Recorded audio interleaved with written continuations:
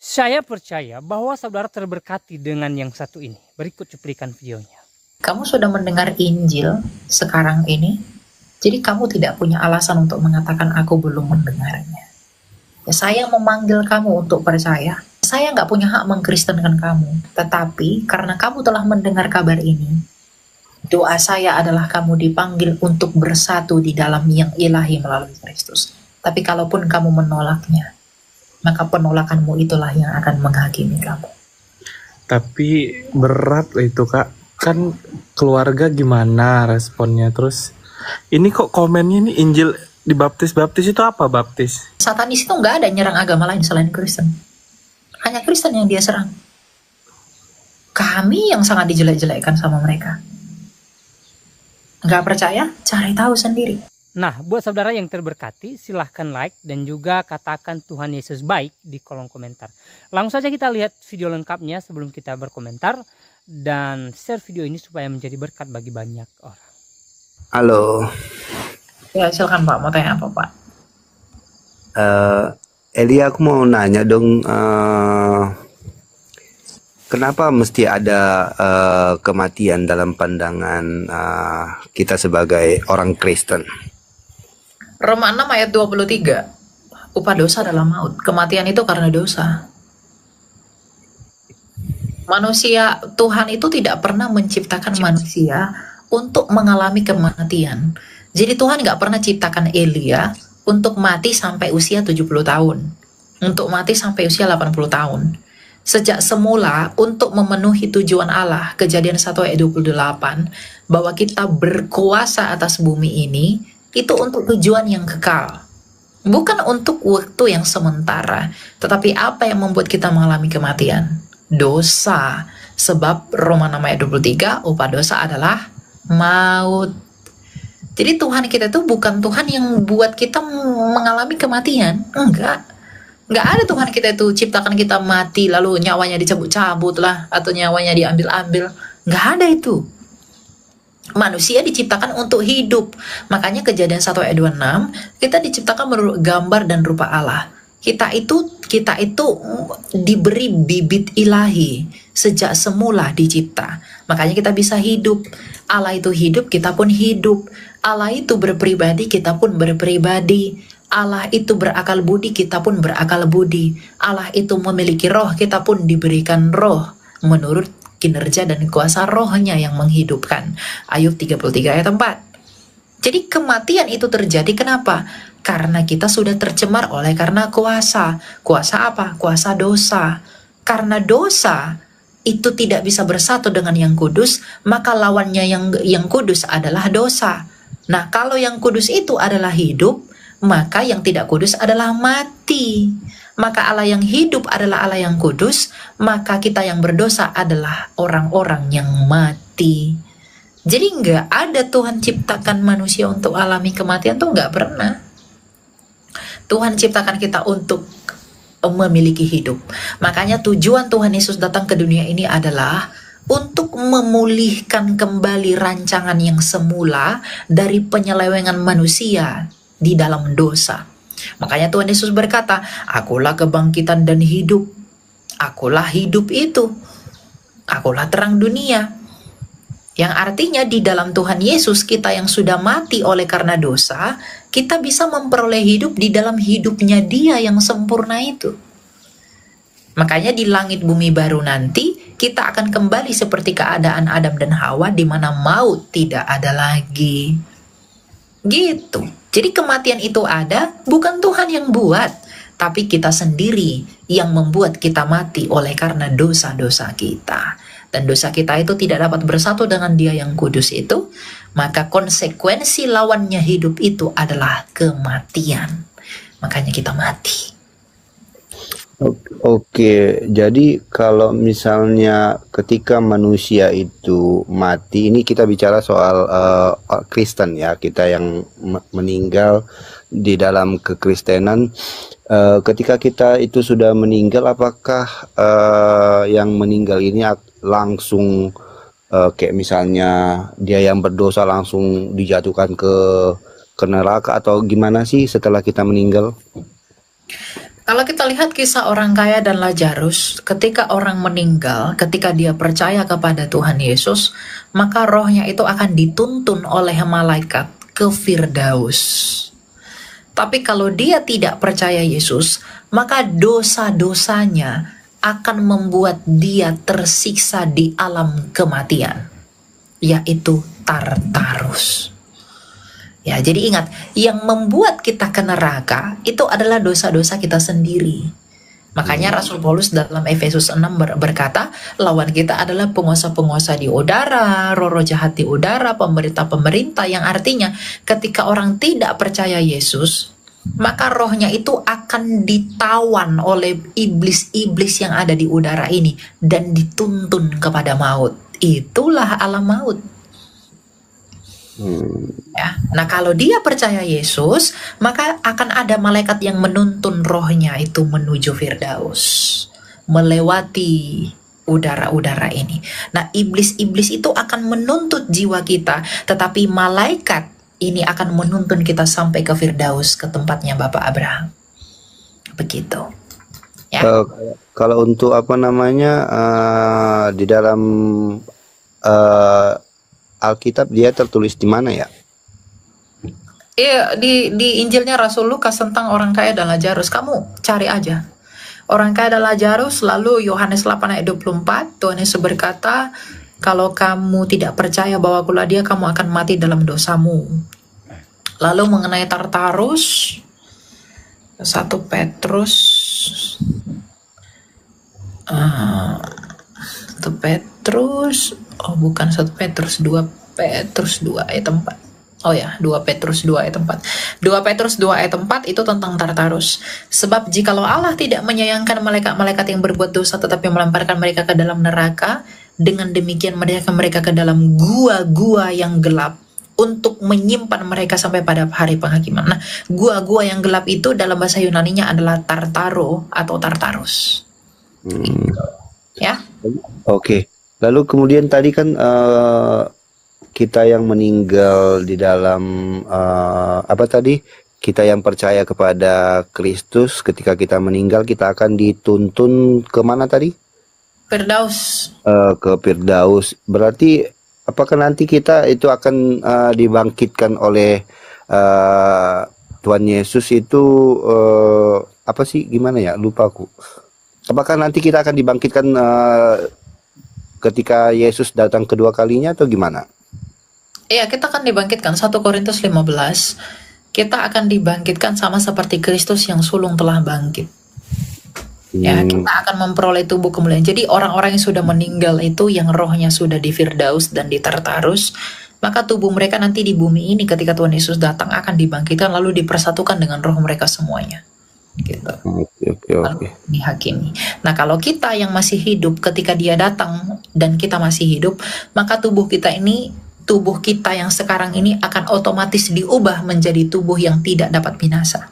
Makanya Rasul Paulus berkata, yang binasa ini harus kita tinggalkan dulu untuk mendapatkan tubuh yang tidak dapat binasa. Karena tubuh kita yang sekarang itu tidak bisa masuk dalam kerajaan sorga. Karena dalam kerajaan sorga darah dan daging itu tidak masuk. Nah, tubuhnya kita nantinya adalah tubuh yang sesuai dan bisa beradaptasi dengan ekosistem langit bumi baru di mana tidak ada lagi dosa. Nah, sedangkan tubuh kita ini masih berdosa. Jadi, orang itu harus mati untuk menanggalkan tubuh kita yang berdosa ini. Makanya orang Kristen itu nggak perlu takut mati. Kenapa? Karena kematian dalam iman Kristen adalah sebuah pengharapan baru di mana kita meninggalkan tubuh kita yang berdosa yang hina ini dan kita bersatu dengan para kudus di dalam Firdaus, dan kita punya pengharapan di dalam iman bahwa Tuhan akan membangkitkan tubuh kita di dalam tubuh yang mulia seperti tubuhnya itu dan bersatu dengan roh kita yang menanti di Firdaus. Makanya Rasul Paulus berkata, hidup adalah Kristus dan mati adalah keuntungan. Jadi orang Kristen tuh nggak perlu takut mati, karena kematian bagi kita bukan lagi sesuatu yang menakutkan, tapi kematian bagi kita adalah sukacita dengan terwujudnya harapan kita bahwa kita akan bersatu dengan para kudus di Firdaus dan memperoleh tubuh kebangkitan atas kemuliaan yang kita peroleh dari Kristus. Begitu, ya. Oke. Thank you ya Elia. Aku mau tanya ke Kak Elia, eh, kalau kita jarang ke gereja gitu, terus sering berdoa juga gitu, itu bakal dibangkitkan juga gak ya? Jarang ke gereja karena apa, Bu? Malas. Aku tuh kerja gitu Kak, jadi gak punya waktu gitu buat hari Minggu gitu. Kerjanya di apa? Di luar negeri atau apa? Atau pekerjaan yang bagaimana? Ya dia liburnya tuh bukan kayak hari Minggu gitu sih Kak. Oh ya. Ya nggak apa-apa sih.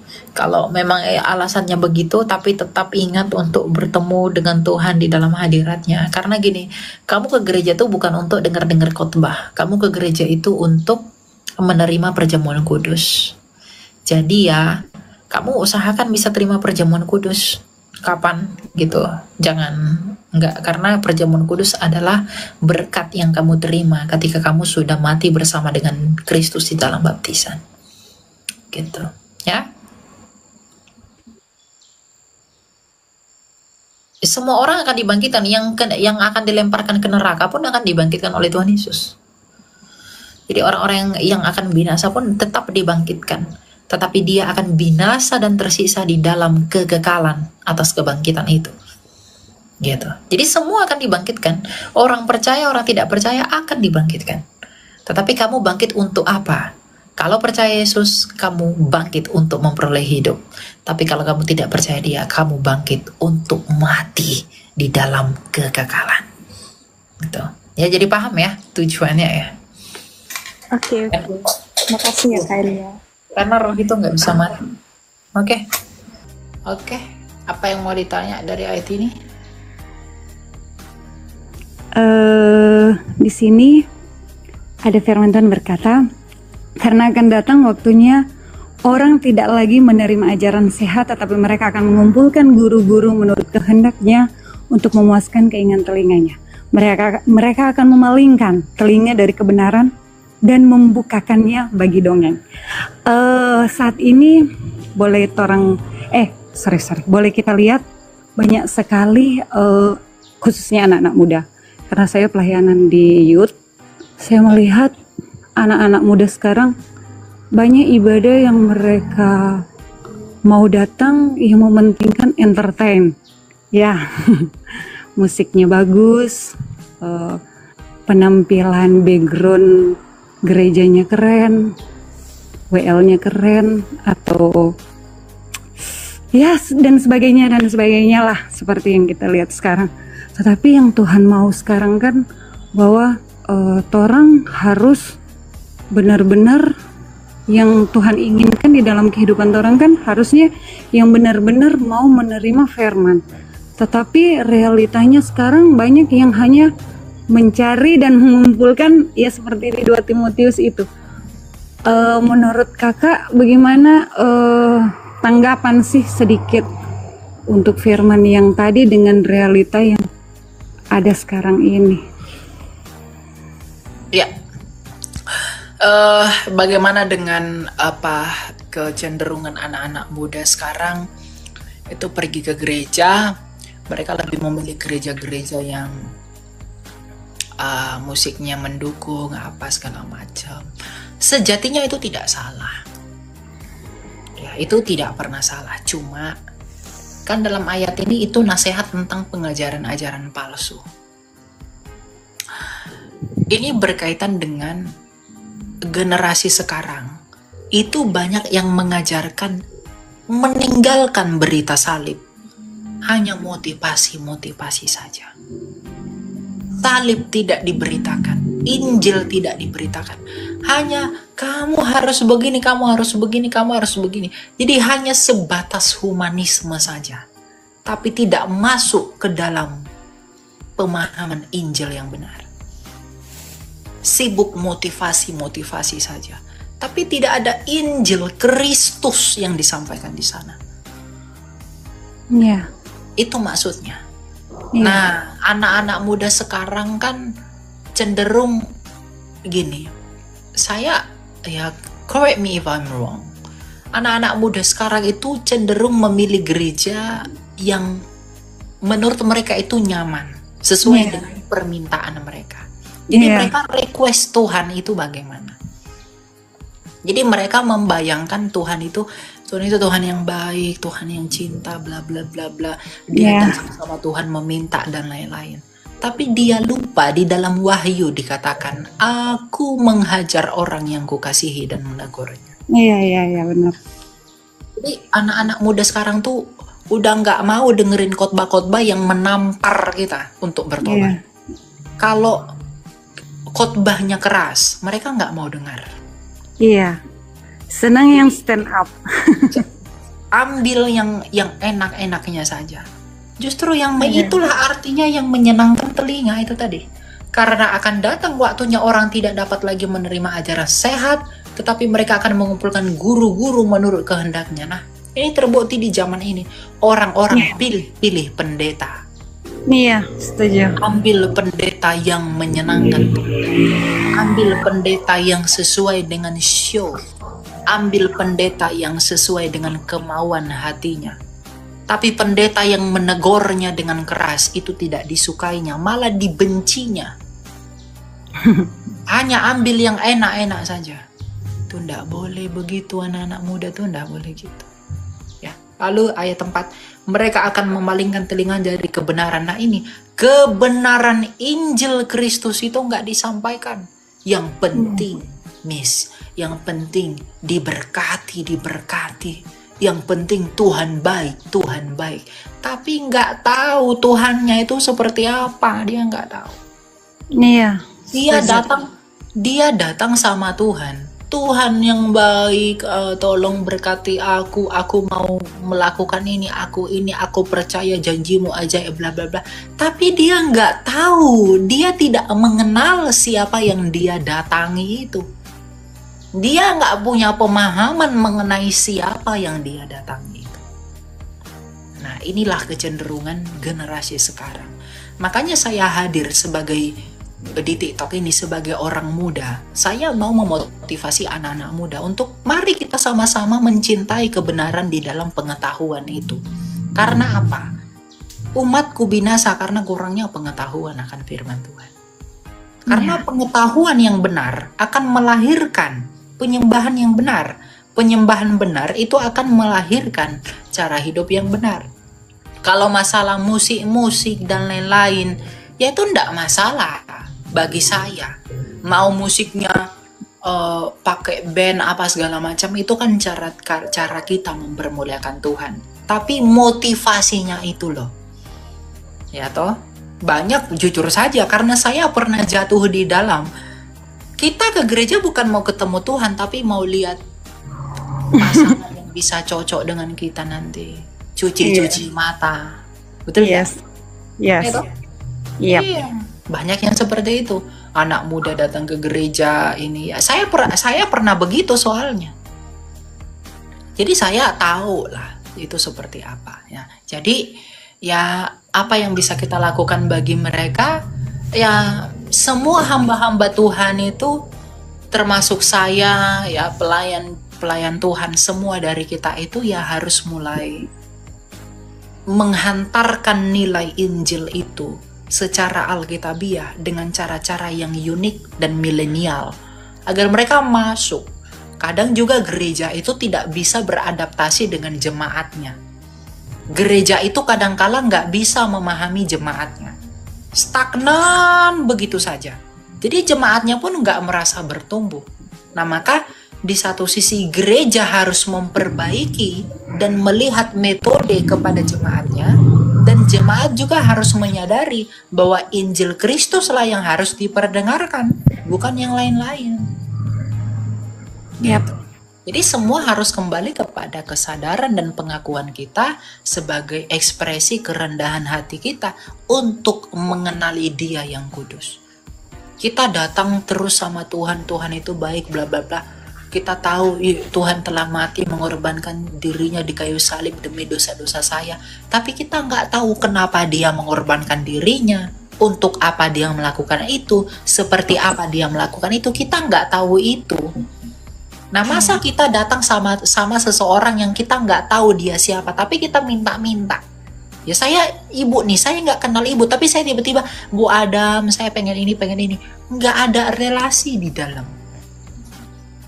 Nah, orang-orang seperti itu mudah sekali disesatkan. Makanya ada Kristen progresif. Kristen progresif itu kan baik sekali toh. Tuhan itu baik. Kan begitu narasinya.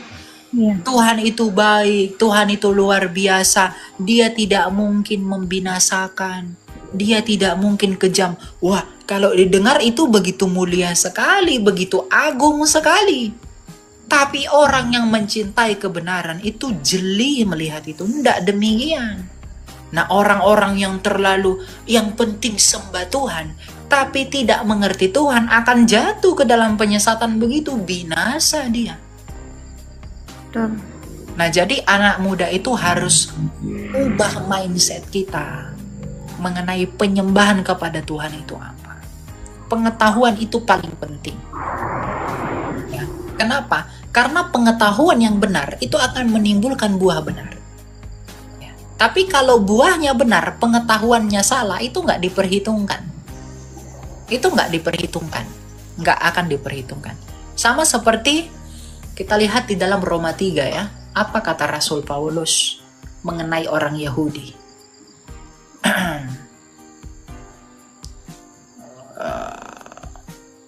Bentar ya.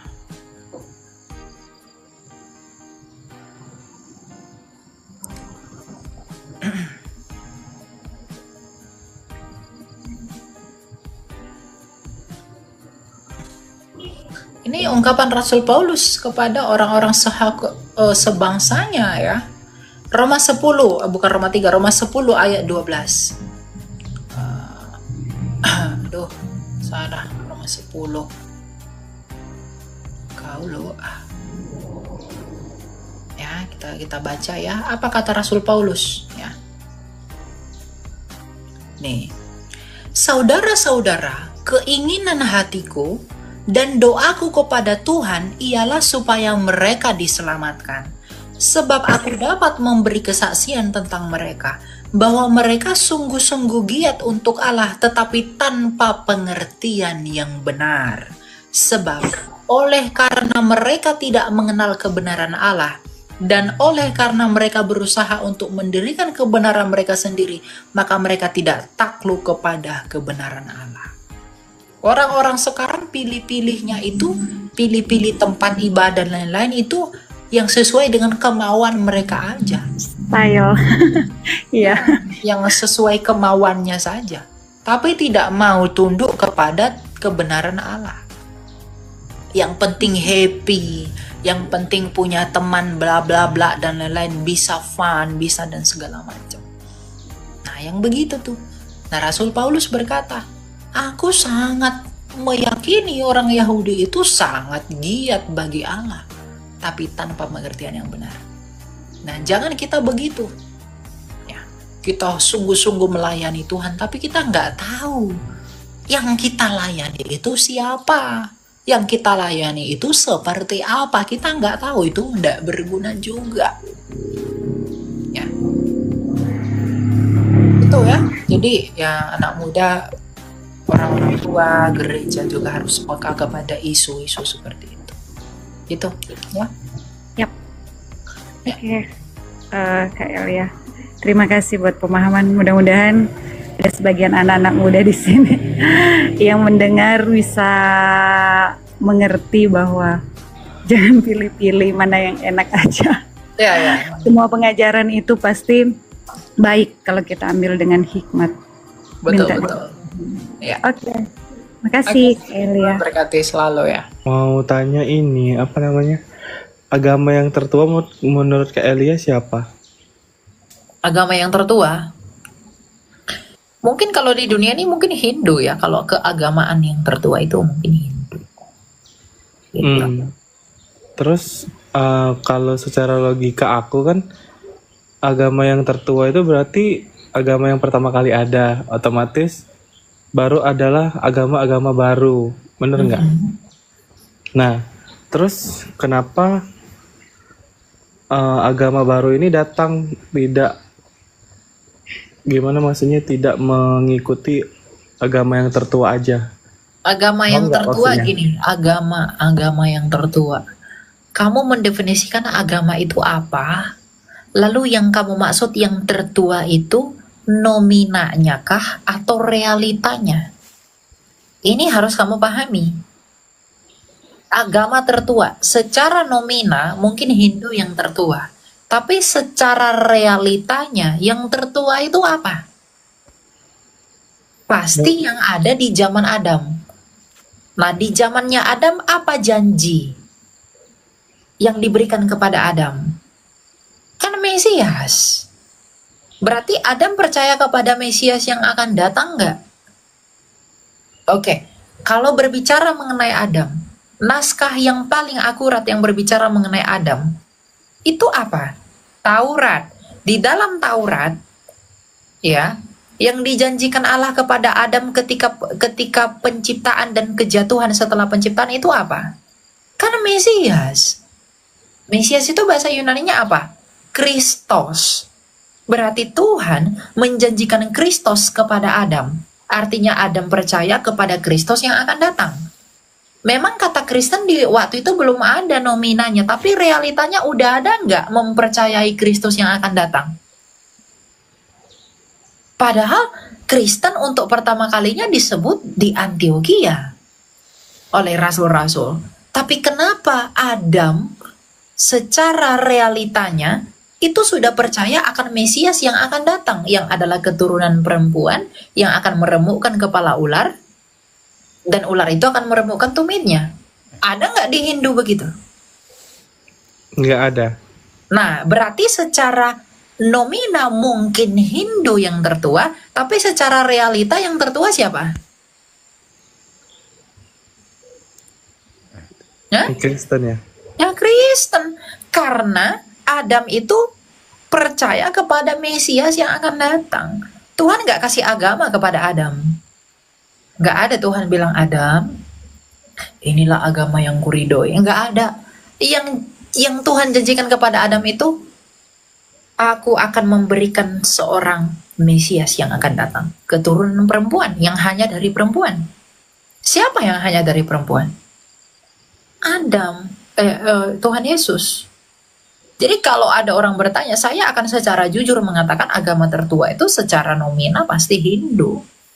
Tapi realitanya, jadi bedakan nominanya, bedakan realitanya. Gitu. Jadi yang sejarah, pelajaran kita belajar sejarah itu Itu gimana? benar karena itu benar karena itu history by nominanya.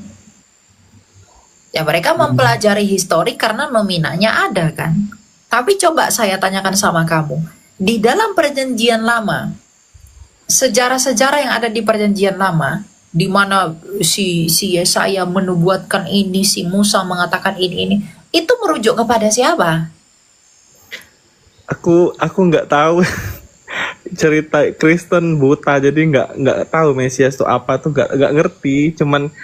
Cuman mau ini apa namanya, menurutku aja realitanya gitu kan, agama tertua itu kan ya mungkin secara nomina kan Hindu, terus ada lagi Kalau agama baru. realitanya pasti kekristenan. Realitanya kekristenan. Karena kalau kita menarik jalurnya Adam, kita coba ya, kalau kita mengikuti kalendernya orang Ibrani itu di zamannya Tuhan Yesus aja lahir, itu 5.700-an. Sampai sekarang itu hampir 8.000. Nah, kalau kita mengikuti perhitungan mereka, yang tertua tetap janji itu dong. Kan Torah. Yang membuka Alkitab, yang membuka Tanah itu kan Torah. Di dalam Bereshit. Ya berarti janji itu yang lebih tua. Nah, janji itu meskipun tidak ada istilah dari janji itu, tapi realita janji itu kan tergenapi 2000 tahun setelahnya. Siapa itu? Yesus. Gitu lah. Jadi ya silahkan gitu. Tapi kalau saya cara berpikirnya begitu simple. Kalender yang paling lama tuh kalender siapa? Ibrani kan? Mm-mm. Makanya filsafat tertua itu filsafat siapa? Bukan Yunani, Yahudi. Filsafat tertua itu filsafatnya Yahudi, bukan Yunani loh. Bapak filsafatnya Yunani, Thales, itu baru ada di abad ke-6 sebelum Masehi.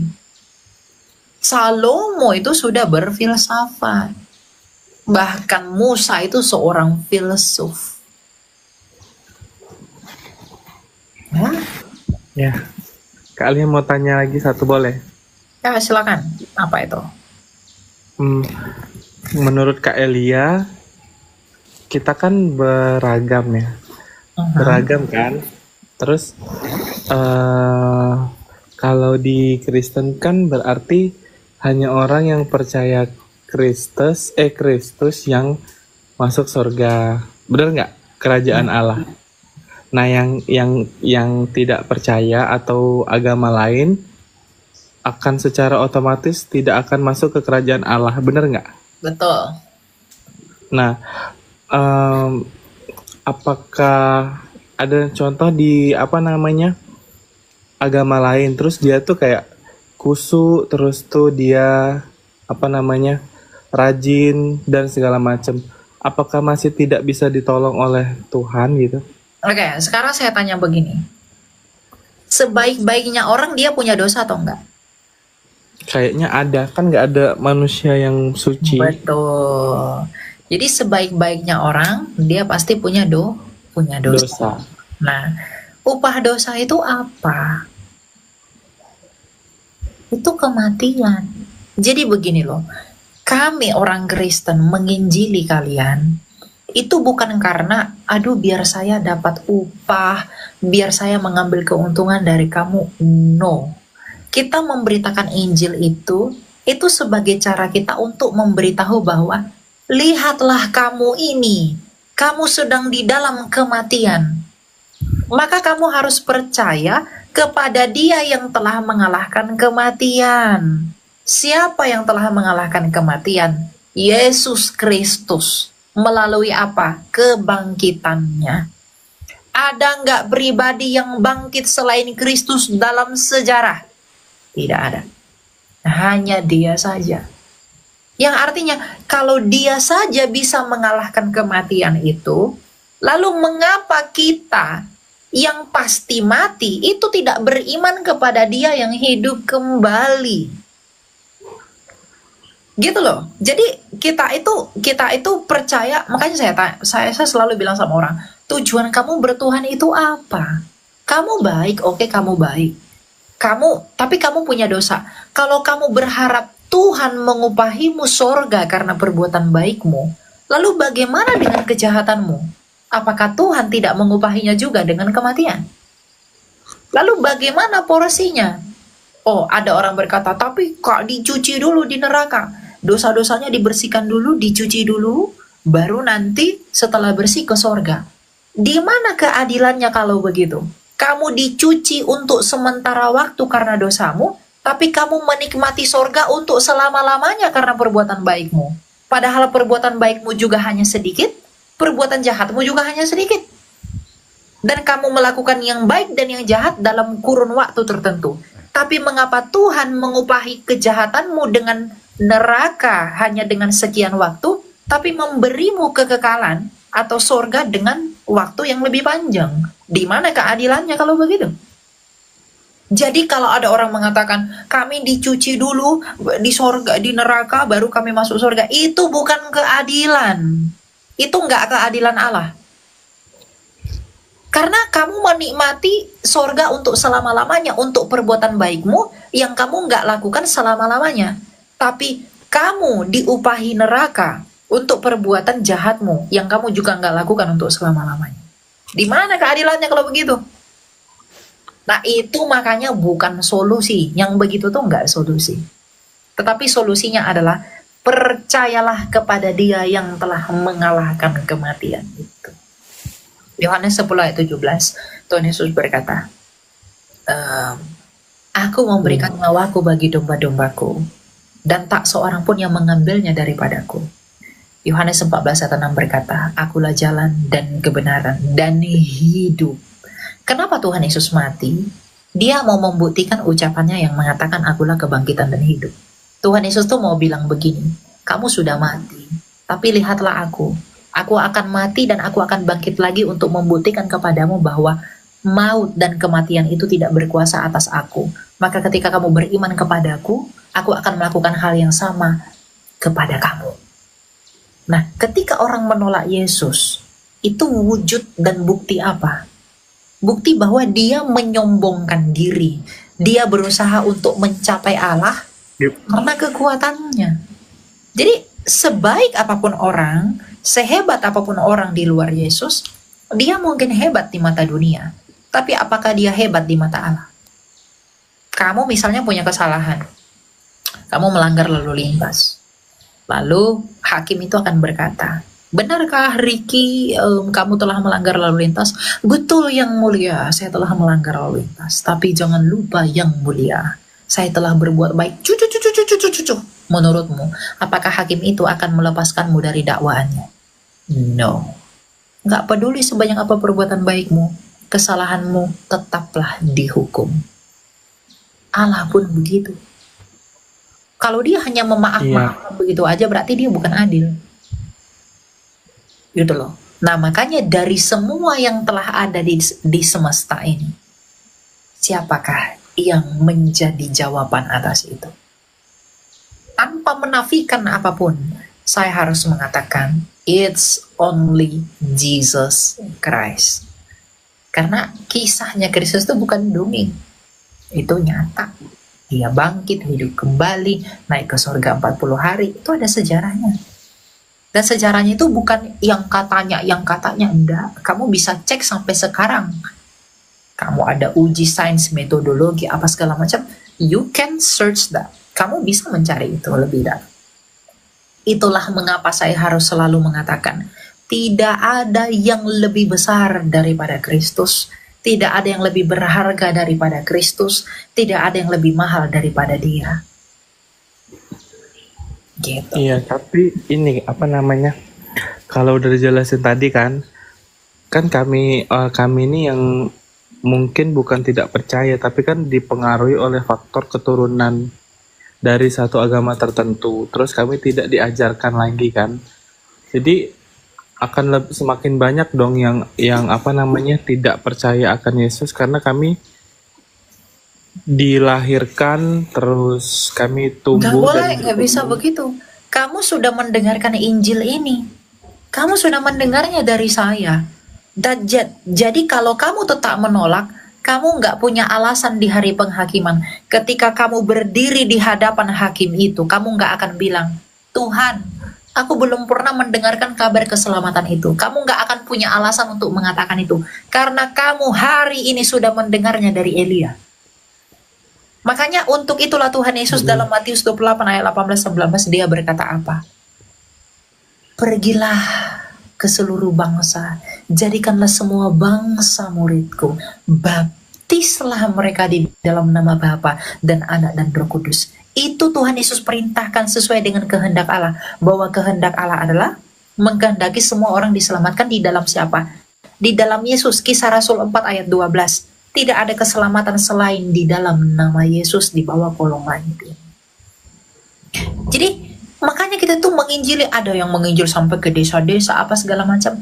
Kamu pikir kita dapat apa? Kita dapat duit gitu. Emang kamu pikir rasul-rasul itu dapat duit? Mereka jadi kaya gitu dengan menginjili orang? No, tapi karena ada roh Allah di dalam kita, maka roh itu menuntun kita untuk membawa orang kepada apa yang dikehendaki roh. Apa yang dikehendaki roh? Tuhan Yesus berkata, jikalau roh itu datang, ia akan bersaksi tentang aku. Ia tidak akan memuliakan dirinya sendiri. Jadi Roh Kudus yang ada di dalam kami orang percaya, itu memampukan kami memberitakan Injil kepada kamu yang belum percaya. Karena roh yang di dalam kami itu mengkehendaki agar kamu diselamatkan sama seperti kami juga beroleh keselamatan itu. Gitu loh. Jadi kami memang dipanggil untuk menginjili orang, brother. Kita nggak dapat apa yang kita dapat. Ya mungkin kita dapat keuntungan-keuntungan tertentu, tapi setimpal nggak itu dengan kehinaan yang kita peroleh? Tapi justru Tuhan Yesus mengatakan bahwa kamu harus berbahagia oleh karenanya. Lagi pula begini, satu-satunya ajaran di dunia ini yang menentang human desires itu hanya kekristenan. Ada nggak ajaran seperti Kristen yang diajarkan oleh Tuhan Yesus? Kasihilah musuhmu, ampunilah segala sesuatu. Jangan membalas kejahatan dengan kejahatan. Itu menentang keinginan daging kita. Itu menentang dosa-dosa kita loh. Kalau memang kekristenan itu tahayul, dia akan dibuat sedemikian rupa untuk memuaskan telinga manusia.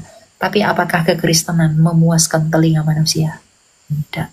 Dia malah menghajar, menegur habis-habisan, menelanjangi keberdosaan kita, agar kita sadar dan mengakui bahwa ketidaksempurnaanku harus menuntun aku agar disempurnakan dan dibenarkan oleh karena iman kepada Kristus. Makanya kami rajin menginjili orang. Kami banyak yang gak takut mati di dalam penginjilan. Kenapa? Karena itu panggilan kami, roh itu yang memampukan kami untuk bersaksi mengenai siapa? Mengenai Kristus. Jadi kamu sudah mendengar Injil sekarang ini, jadi kamu tidak punya alasan untuk mengatakan aku belum mendengarnya. Ya, saya memanggil kamu untuk percaya. Masalah kamu percaya, saya nggak punya hak mengkristenkan kamu. Ya, tetapi karena kamu telah mendengar kabar ini, doa saya adalah kamu dipanggil untuk bersatu di dalam yang ilahi melalui Kristus. Tapi kalaupun kamu menolaknya, maka penolakanmu itulah yang akan menghakimi kamu. Tapi berat itu, Kak. Ya, Itu kan enggak, kalau- saya enggak meminta kamu yang lain-lain. Kamu bilang Iya. kamu berat karena agama Enggak, kamu bukan. begini. Ini maksudnya gini. Kalau itu kan keluarga gimana responnya? Terus ini kok komennya nih Injil dibaptis itu apa baptis?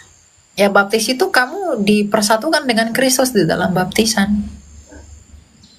Oh, gereja. Ya, dibaptis dalam air.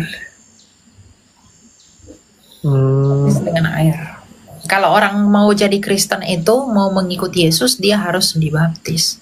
Dibaptis itu dia dibaptiskan di dalam air. Itu untuk keselamatan gitu loh. Kalau kamu bilang gimana orang tua apa segala macem dan lain-lain, ya kalau kamu lebih memikirkan keselamatan tubuhmu daripada keselamatan jiwamu, ya itu urusan kamu gitu loh. Karena saya lihat banyak orang juga, orang yang dulunya bukan Kristen sangat dibenci orang tuanya karena jadi Kristen, tapi pada akhirnya orang tuanya mengasihi dan menerima dia ketika dia sudah menjadi Kristen. Kenapa? Karena buah-buah hidupnya itu berbicara tentang siapa dia. Makanya orang jadi Kristen itu berbicara tentang pertobatan. Penolakan oleh dunia itu biasa. Yesus Kristus kami saja itu ditolak oleh dunia ini, padahal dia yang punya dunia ini. Kalau dia saja ditolak oleh ciptaannya sendiri yang dia buat, adakah alasan bagi kita untuk merengek kalau orang tua kita menolak kita? Ingat, orang tua kita menolak kita, keluarga kita menolak kita, karena itu adalah dunia. Tetapi Allah tidak pernah menolak kita, karena dia memanggil semua orang untuk kembali kepada dia di dalam kasih-Nya itu. Gitu. Jadi kamu sudah mengerti, kamu sudah paham Injil itu yang begini. Inti Injil itu saya udah kasih tahu ke kamu tadi, kebangkitan itu. Tapi iblis akan mengatakan, iblis itu akan berusaha membuat kamu untuk tidak percaya. Percayalah. Sekarang saya tanya sama kamu, yang diserang satanis itu agama apa sih? Hanya Kristen. Hanya Yesus yang diolok-olok penyembah setan. Ada nggak satanis sembah imanmu? Nyalahkan imanmu? Enggak. Kenapa salib yang dibalik-balikkan? Kenapa simbol agama lain yang nggak dibalik-balikkan? Kenapa hanya Yesus yang diolok-olok? Kenapa hanya kekristenan yang dihina dan dianiaya oleh penyembah-penyembah setan itu? Karena dia tahu lawannya siapa. Yang lain itu dia tidak anggap lawannya. Yang dia anggap lawannya hanyalah Kristus. Dia begitu benci sama Yesus karena mereka tidak bisa mengalahkan Yesus. Tapi Yesus yang mengalahkan mereka dengan bangkit kembali. Makanya dia menganiaya orang Kristen. Karena dia tidak bisa menganiaya Allah, maka dia menganiaya hak miliknya Allah, yang dikasihi Allah, yaitu orang Kristen. Gak ada yang diserang satanis, itu gak ada yang nyerang agama lain selain Kristen. Hanya Kristen yang dia serang. Kami yang sangat dijelek-jelekkan sama mereka. Gak percaya? Cari tahu sendiri. Ada nggak yang dilawan mereka selain kami? Nggak ada. Nggak pernah tuh mereka lawan yang sebelah. Nggak pernah tuh mereka lawan yang lain. Cuma kami yang dilawan. Karena mereka tahu lawannya itu siapa. Yang di belakang, setan yang di belakang mereka itu tahu lawannya itu siapa. Roh yang di dalam kami. Kalau di luar negeri itu kan rata-rata Kristen kan, yang di luar negeri itu. Ya. Terus kalau dilihat dari kehidupan sehari-hari itu kayak ini loh kak, kayak nggak sehat, kayak minum-minum, yang ceweknya nggak pakai bajunya kayak gitu. Oh iya, betul. Itu dalam Berarti mereka tidak melakukan perintah Kristus.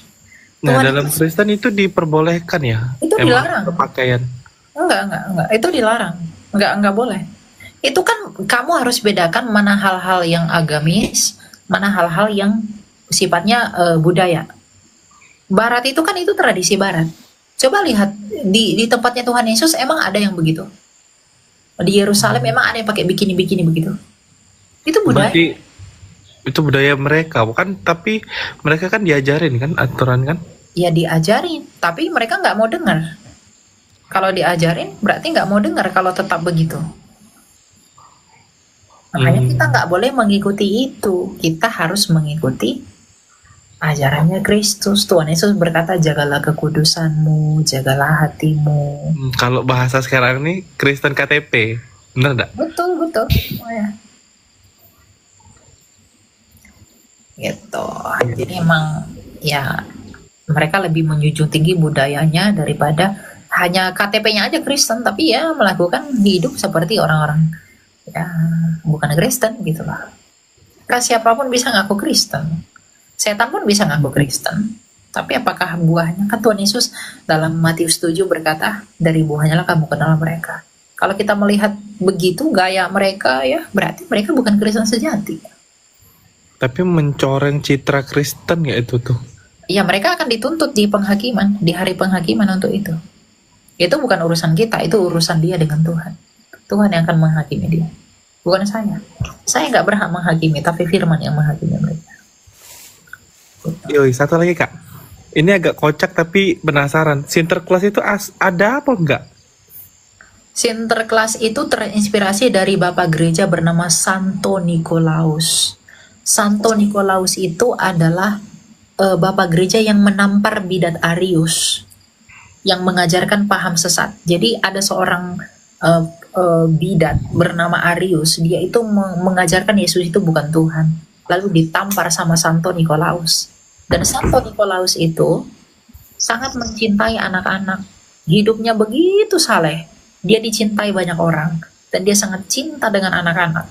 Makanya cintanya dia kepada anak-anak itu dihargai dan dihormati dengan figur Sinterklas. Makanya Sinterklas itu identik dengan anak-anak, hadiah lah, kado-kado apa segala macam. Oh jadi bukan malaikat? Bukan, itu Kok manusia kayak kita. Kok di animasi kayak terbang dari langit pakai kereta? Namanya juga animasi. Oh. Di animasi juga dibuat banyak hal-hal yang nggak sesuai. Tapi kan itu animasi. Berarti aku duganya salah dari dulu. Aku kira itu Ya, malaikat. bukan. Terbang pakai rusa itu. Bukan. Oh iya. Oke. Itu Ya, ya. Kita ganti ya. Ya, thank you waktunya. Baik, Oke, teman-teman, God videonya bless. kita sudah simak apa yang dibahas oleh hambanya Elia Miron dengan penanya Muslim di video tadi. Mereka membahas tentang Yesus sebagai Tuhan. Elia Miron panjang lebar menjelaskan bahwa jalan keselamatan di dalam kekristenan adalah percaya kepada Yesus Kristus. Nah, saudaraku dalam Tuhan, apa yang dia sampaikan sesuai dengan apa yang ditulis oleh Alkitab, bahwa Yesus adalah jalan dan kebenaran dan hidup. Tidak ada seorang pun yang datang kepada Bapa kalau tidak melalui Tuhan Yesus. Tuhan Yesus satu-satunya jalan keselamatan menuju kerajaan sorga. Itu disampaikan oleh Yesus di dalam Injil Yohanes pasal 14 ayat 6 kalau kita baca di sana. Bahkan dalam Injil Yohanes pasal 14 ini berkali-kali Yesus membuktikan dirinya bahwa dirinya berasal daripada Bapa. Dia berasal daripada sorga. Dia mengatakan bahwa sorga miliknya. Dia mengatakan bahwa dia dan Bapa adalah satu. Ya, membuktikan kepada kita bahwa derajat Yesus adalah sama dengan derajat Allah. Saudara dalam Tuhan, sangat luar biasa, di mana di dalam kekristenan Allah sendiri turun tangan menunjukkan kasih-Nya kepada orang percaya, sehingga orang percaya kepada Yesus Kristus tidak binasa, melainkan beroleh hidup yang kekal. Saudara dalam Tuhan, kalau boleh saya tarik kesimpulan, maka itulah yang disampaikan oleh Elia Miron kepada penanya di video tadi. Dan saudaraku dalam Tuhan, ya, kita tidak tahu apakah penanya ini ya percaya kepada Yesus atau tidak. Itu haknya dia. Kalau dia percaya, ya puji Tuhan. Kalau tidak, itu haknya dia. Kita tidak punya hak untuk memaksa dia harus percaya Yesus. Tetapi setidaknya Injil telah dia dengar, kabar keselamatan telah dia dengar, dan setidaknya ini menjadi acuan bagi dia untuk berpikir ya jalan keselamatan dalam hidupnya. Sekali lagi ya, kita tidak punya hak memaksa orang untuk percaya Yesus. Tetapi kita hanya menyampaikan Injil keselamatan ya. Dan itulah yang dilakukan oleh Elia Miron. Ya, jelas di sana beliau mengatakan bahwa Elia tidak memaksa orang ini untuk percaya Yesus, tapi ya terserah orang ini apakah percaya atau tidak setelah mendengarkan pemberitaan yang disampaikan oleh Elia Miron kepada beliau. Saudaraku dalam Tuhan, kita juga sebagai anak-anak Tuhan ya diwajibkan untuk menjadi saksi bagi semua orang. Mari kita menjadi saksi bahwa Yesus Kristus adalah Tuhan dan Juru Selamat dalam kehidupan kita. Mari kita menjadi saksi bahwa Yesus Kristus jalan satu-satunya menuju kerajaan sorga di dalam iman kekristenan sesuai dengan apa yang disampaikan dan ditulis di dalam Alkitab. Sehingga saudara dalam Tuhan, melalui pelayanan kita, banyak jiwa-jiwa yang percaya bahwa Yesus adalah Tuhan. Banyak jiwa-jiwa yang terberkati. Banyak jiwa-jiwa yang memuliakan Tuhan di atas kerajaan sorga. Saudaraku dalam Tuhan, seperti apa tanggapan saudara setelah menonton dan mendengarkan percakapan antara Elia Miron dengan penanya tadi? Silahkan saudara berikan tanggapan saudara di kolom komentar. Tuliskan tanggapan dan komentar yang baik, yang positif, terutama tanggapan dan komentar yang memuji, memuliakan nama Tuhan di atas kerajaan sorga. Dan di kesempatan juga saya kembali ingatkan kita supaya kita tetap semangat mengerjakan aktivitas kita. Semoga kita tetap semangat mencapai apa yang menjadi impian kita. Dan mari kita tetap semangat dalam doa, karena Tuhan mampu menjawab segala doa yang kita naikkan kepadanya. Hal yang terpenting dalam hidup ini adalah hidup atau hati yang senantiasa berserah kepada Tuhan. Hati yang senantiasa berpaut kepada Tuhan.